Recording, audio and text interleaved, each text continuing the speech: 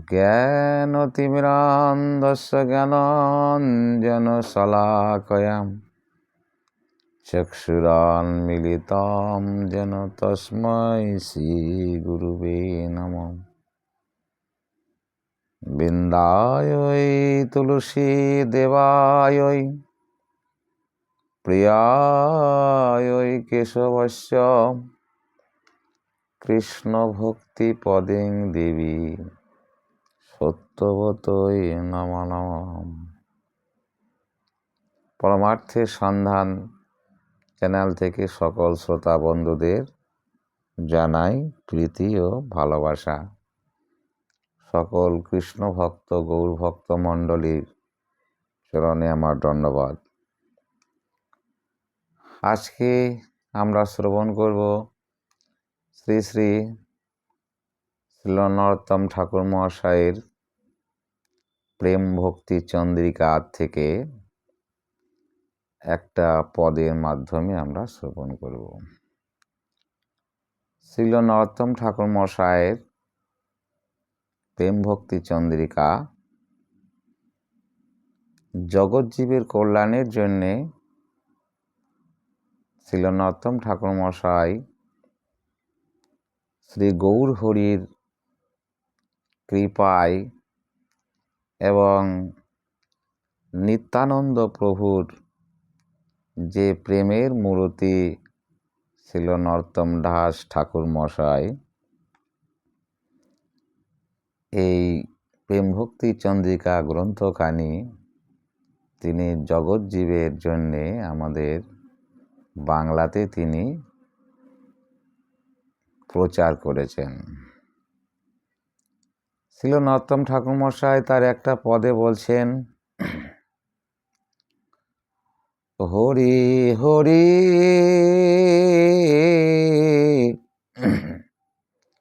আমি বিফলে জনম গোয়াইনু মনুষ্য জনম পাইয়া রাধা কৃষ্ণ না ভজিয়া আমি জানিয়া শুনিয়া বিষ খাইনু। শ্রীল নরোত্তম ঠাকুর মহাশয় তিনি বলছেন, হরি হরি হে শ্রীহরি আমি বিফলে জনম গোয়াইনু মনুষ্য জন্ম পাইয়া রাধা কৃষ্ণ না ভজিয়া জানিয়া শুনিয়া বিষ খাইনু। এই মনুষ্য জন্ম হচ্ছে দেব দুর্লভ মানব জনম। এই মানব জনম দুর্লভ জনম। এই মানব জনম পেয়ে যদি হরি ভজন না করা যায়, যদি গৌর গোবিন্দের শ্রীচরণ লাভ করা না যায়, তাহলে এই মানব জনমের কোনো সার্থকতা নেই। মানব জনমটা ভোগ ঐশ্বর্যের জন্য নয়, এই মানব জনমটা দেব দুর্লভ মনুষ্য জনম।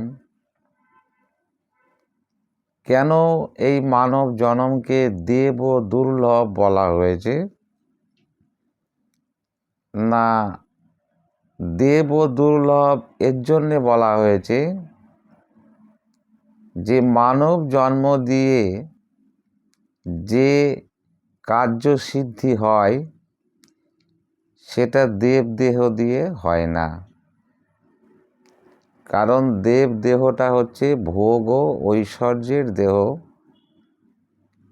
আর এই মানব জন্মটা ভোগ ঐশ্বর্যের জন্য নয়, এই মানব জন্মটা তখনই সার্থক হবে যখন জীব কৃষ্ণ উন্মুখী হবে এবং ভগবান শ্রীকৃষ্ণের ভজনা করে তার আত্মকল্যাণ করবে এবং ভগবানের দাসত্ব করবে। যেমন এই জগতে আশার কোনো শেষ নেই, কামনা বাসনার কোনো সীমা নেই। একজন গরিব মানুষ, সে সব সময় মনে ভাবে আমার যদি ধন ঐশ্বর্য থাকতো তাহলে আমি মনে হয় জগতে সব থেকে সুখী হতাম। ধন ঐশ্বর্য না, আমি যদি পঞ্চায়েতের প্রধান হতাম তাইলে পরে আমার মনের আশা পূরণ হতো। যে পঞ্চায়েতের প্রধান হয়েছে সে চিন্তা করছে, না এই পদটাতে আমার সুখ হচ্ছে না, আমি যদি এমএলএ হতে পারতাম তাহলে এমএলএ পদটা অনেক বড়। যিনি এমএলএ হয়েছে সে চিন্তা করছে যে এমএলএ পদের থেকে এমপির আসনটা অনেক বড়, সম্মানীয়, এবং এমপির পদ যদি আমি লাভ করতে পারতাম তাহলে আমার মনের আশা পূরণ হতো। এমপি পদে যিনি বসে আছেন তিনি চিন্তা করছেন যে আমি যদি মুখ্যমন্ত্রী হতে পারতাম তবে আমার মনের আশা পূরণ হতো। মুখ্যমন্ত্রীর পদে যিনি বসে আছেন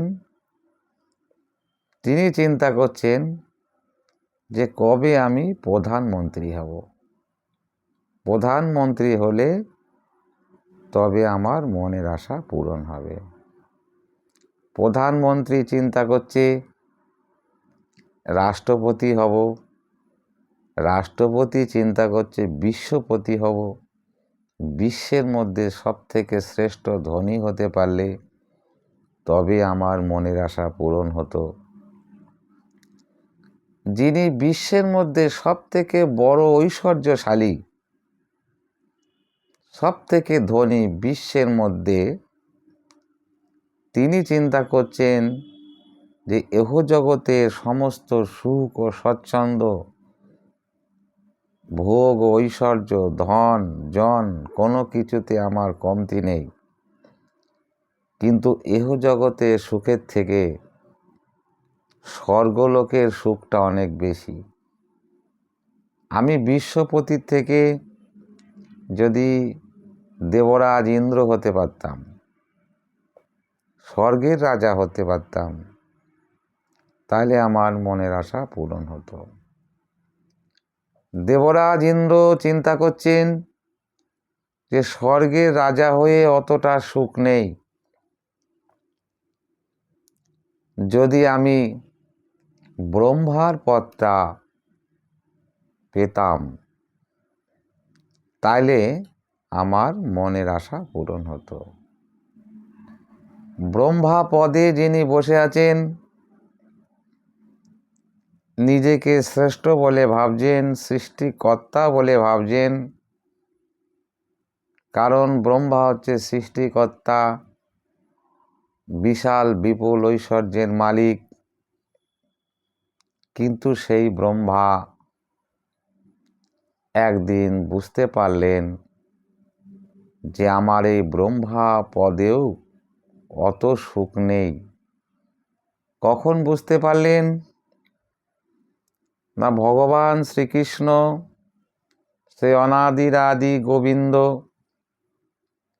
তিনি যখন শ্রীধাম বৃন্দাবনে তার মাধুর্য লীলা বিলাস করবার জন্য তিনি গোলক ত্যায্য করে তার সপরিকর নিত্য পার্ষদগণকে সঙ্গে করে আমার অনাদিরাদি গোবিন্দ তিনি ব্রজধামে মাধুর্য লীলা বিলাস করতে আসলেন। এসে তিনি শান্ত সখ্য দাস্য বাৎসল্য মধুর এই যে ব্রজলীলার যে 5টা পথ, এই 5 ভাবে ভগবানকে ব্রজে ভালোবেসেছিলেন ভক্তরা। শান্ত সখ্য দাস্য বাৎসল্য মধুর, যে যেই ভাবের ভক্ত ভগবান সেই ভাব অনুযায়ী সেই ভক্তের সঙ্গে সেই ভাব বা সেই রস তিনি আস্বাদন করতেন। একদিন ব্রহ্মা তিনি চিন্তা করলেন যে অনেক দিন শ্রী গোবিন্দের পাদ পদ্ম দর্শন করিনি, তা আজকে যাই আমি গোবিন্দের পাদ পদ্ম দর্শন করে আমার জীবনটা ধন্য করে আসি। কোথায় না, ব্রহ্মা জানতেন যে গোবিন্দ এখন গোলকধামে নেই, তিনি এখন বৃন্দাবনে এই ভূমণ্ডলে তিনি মাধুর্য লীলা আস্বাদন করতে এসছেন। চলে আসলেন নন্দালয়ে, নন্দ মহারাজের ঘরে, মা যশোদার কোলে বাৎসল্য রসে তিনি লীলা করছেন, বাৎসল্য রস আস্বাদন করাচ্ছেন এবং নিজে সেই বাৎসল্য রস আস্বাদন করছেন। ভগবান শ্রীকৃষ্ণ তিনি নন্দ ঘোষের গৃহে তিনি লালন পালন হচ্ছেন, বাৎসল্য রস আস্বাদন করছেন। নন্দ ঘোষের ব্যবসা হচ্ছে গোচারণ বা সেই গরুর থেকে দধি দুগ্ধ ঘিত ছানা বিক্রি করা, এটাই নন্দ মহারাজের ব্যবসা। তাই তিনি বয়স্য রাখালগণের সঙ্গে তিনি শ্রীধাম বৃন্দাবনে গোষ্ঠ বিহারে তিনি নবলক্ষ ধেনু নিয়ে চারণ করতে গেছেন। শ্রীদাম সুদাম দাম্ব সুদাম এই সমস্ত দ্বাদশ রাখালের সঙ্গে ব্রহ্মা তিনি নন্দালয়ে এসে দেখলেন যে গোপাল নন্দ মহারাজের গৃহে নেই। সেখান থেকে পদ্মজনী পদ্ম ফুলের ওপরে বসে আছেন।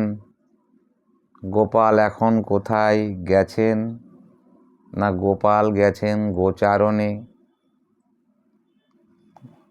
তিনি চললেন যেখানে ভগবান গোষ্ঠ বিহার করছেন, গোচারণ করছেন, তিনি যমুনা পুলিনে যেখানে গোপাল গরু চড়াচ্ছেন, সেই জায়গাটা হচ্ছে কাম্যবন ভোজনথলি। দেখছেন মধ্যাহ্নকাল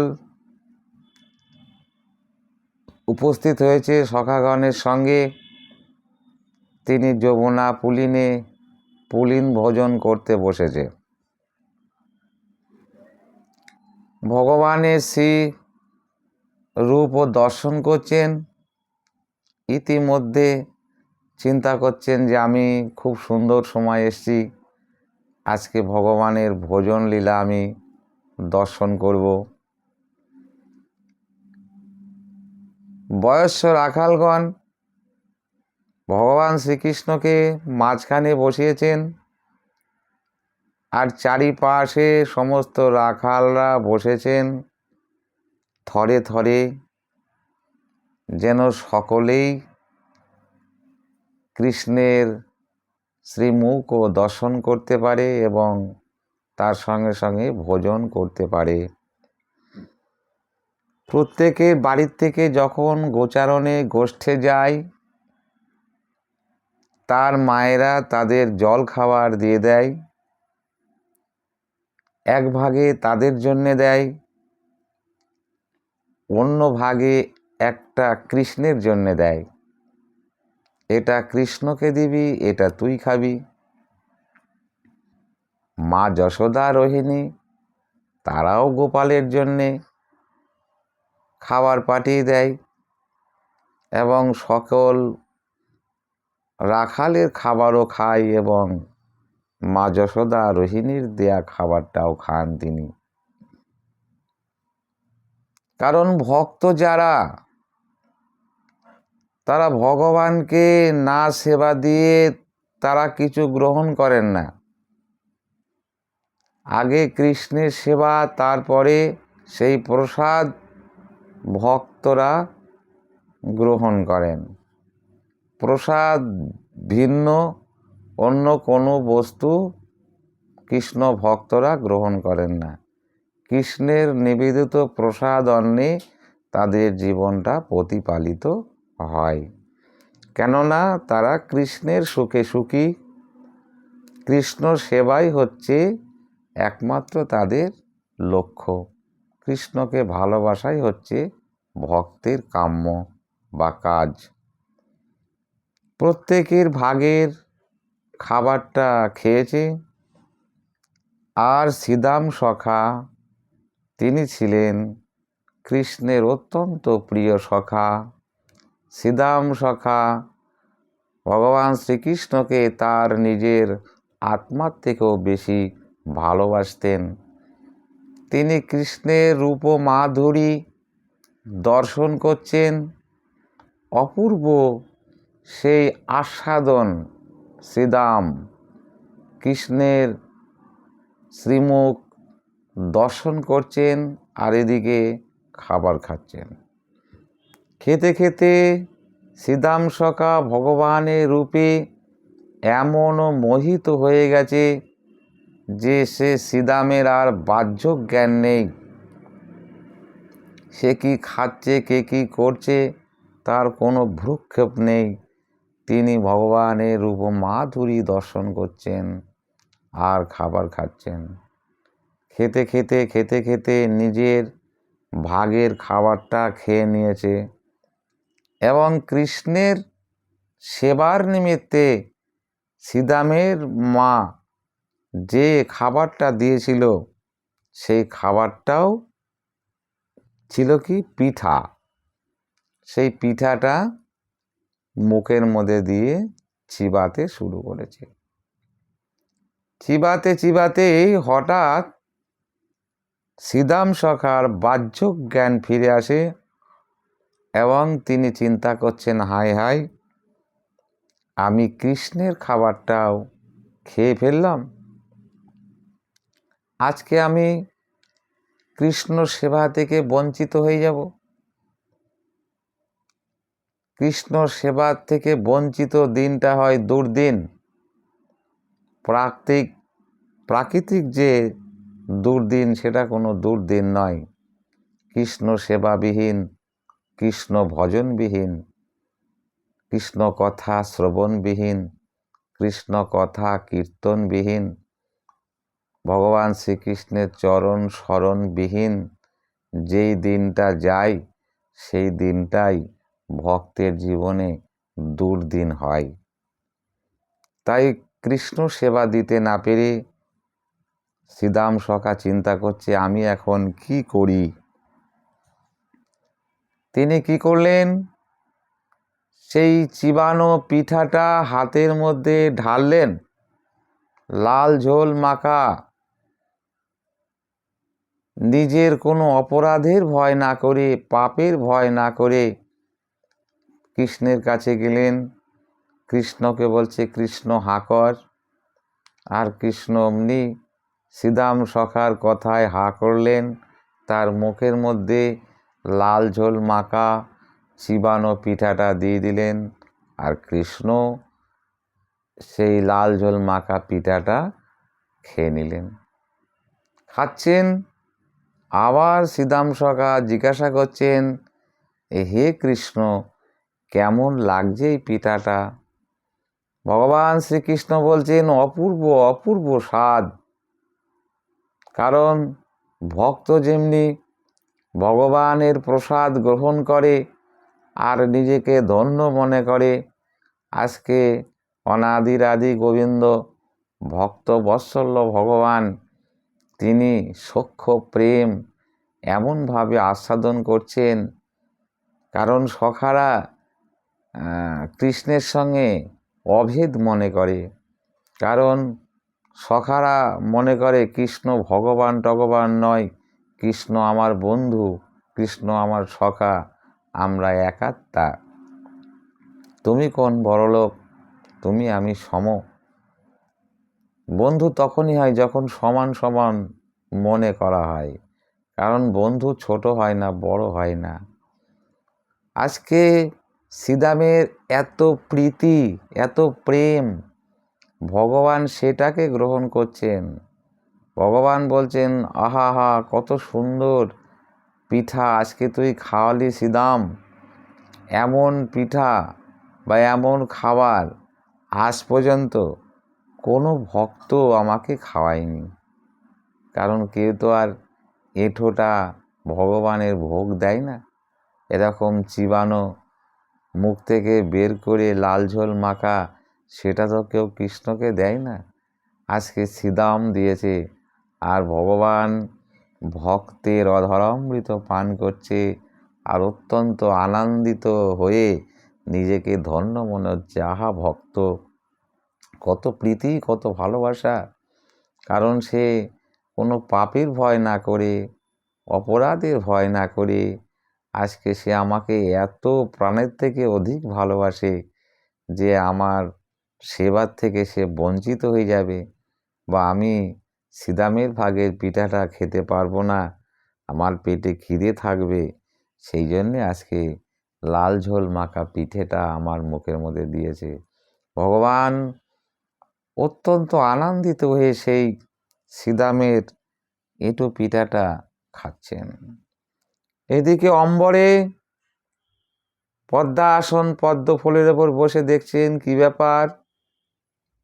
আমি তো জানতাম কৃষ্ণ সেই অনাদিরাদি গোবিন্দ গোলক অধিপতি, কিন্তু এখন দেখছি এ কি ব্যবহার, এ তো সেই গোলক অধিপতি কৃষ্ণ হতে পারে না। গোলক অধিপতি অনাদিরাদি গোবিন্দ, যিনি ঈশ্বর পরম কৃষ্ণ সচ্চিদানন্দ বিগ্রহ, অনাদির আদি গোবিন্দ সর্বকারণের কারণম, সেই ভগবান কি সাধারণ গোয়াল বালকের এমন এঁটো লাল ঝোল মাখা পিঠা খেতে পারে? বেদের সঙ্গে মিলছে না, শাস্ত্রের সঙ্গে মিলছে না। তাই তিনি কি করলেন? ভগবানকে পরীক্ষা করার জন্য তার নবলক্ষ ধেনু এবং গোবৎস হরণ করলেন। তারপরে 1 বৎসর এরকম কেটে যাওয়ার ফলে তিনি দেখলেন যেমন নবলক্ষ ধেনু চড়ছে এবং তার বয়স্ক রাখালগণ একইভাবে বৃন্দাবনে গোচারণ করছেন। তখন ব্রহ্মা বুঝতে পারলেন যে আমি ভুল করেছি। ভুল জানার পরে তখন চিন্তা করছেন যে আমি ব্রহ্মা হয়ে সব থেকে শ্রেষ্ঠ যে আসন, এতগুলো মানুষের যে চাওয়া পাওয়া যে পদ, ব্রহ্মা পদ, যেখানে চাওয়া পাওয়ার শেষ ব্রহ্মার পদ, সেই ব্রহ্মার পদে আমি বসে থেকে আজকে আমি বুঝতে পারছি যে আমি শ্রেষ্ঠ আসন পাইনি। কারণ শ্রেষ্ঠ আসন তারাই পেয়েছে যারা ভগবানকে একটু পিঠা খাইয়েছে বা খাওয়ালো। তাহলে ধিক আমার ব্রহ্মাপদে, ধিক আমার ব্রহ্মার যে আসনে ভগবানের কাছে তিনি নতজান হয়ে ভগবানের স্তব করছেন। হে ভগবান, আজকে আমি বুঝতে পারলাম যে আমি তোমার কৃপা থেকে বঞ্চিত।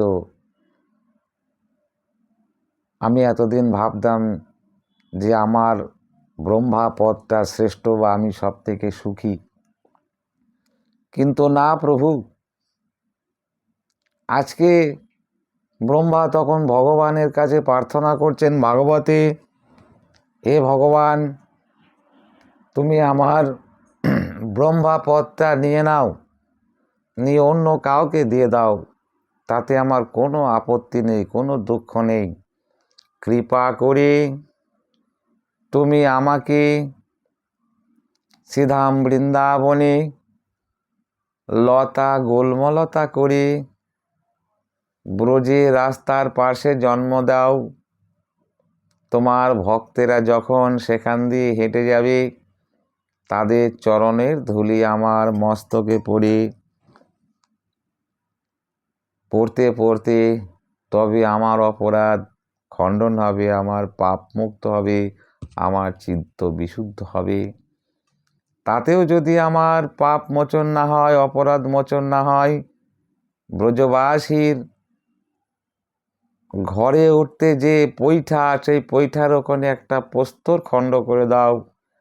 ব্রজবাসীরা আমার মস্তকে পা দিয়ে সবসময় তার ঘরে উঠবে, তাদের পদধূলিতে ধূসরিত হয়ে আমার অপরাধ খণ্ডন হয়ে আমার বিশুদ্ধ চিত্র হবে।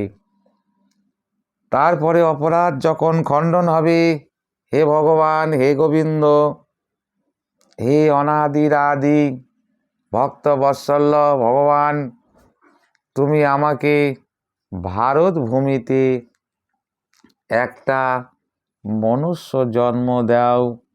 সেই মানব জন্ম লাভ করে আমি তোমার ভজন সাধন করে তোমাকে ভালোবেসে তোমার শ্রীচরণ সেবা করে এবং তোমার নাম গুণকীর্তন করে আমি যেন এই রকম ব্রজবাসী বয়স্য রাখালগণ, যাদের সঙ্গে তুমি সখ্য প্রেমে একাত্মা হয়ে কখনো এঁটো খাচ্ছ, এঁটো খাওয়াচ্ছ, কখনো কাঁধে চড়ছ, কাঁধে চড়াচ্ছ, এইরকমভাবে আমি তোমার কৃপা লাভ করতে চাই। ভগবানের কাছে তিনি ভারত ভূমিতে মানব জন্ম তিনি চাইলেন।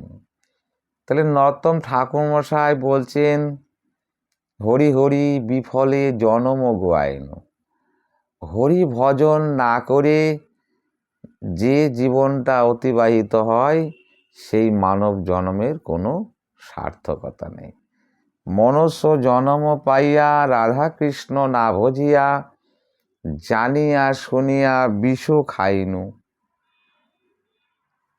হরিভজন বিহীন জীবনটা হচ্ছে কি, বিষ খেয়ে যারা মারা যায়, আত্মহত্যা করে, সেই বিষ পান করে মরার মতো হরিভজন বিহীন জীবনটা হচ্ছে বিষপান করে মরার মতো। তাই সংসার বিষানলে দিবানিশি হিয়া জলে, জুড়াইতে না করিন উপায়। এই সংসার হচ্ছে বিষের নাড়ুর মতো, বিষা অনল। সংসার বিষানলে দিবানিশি হেয়া জলে।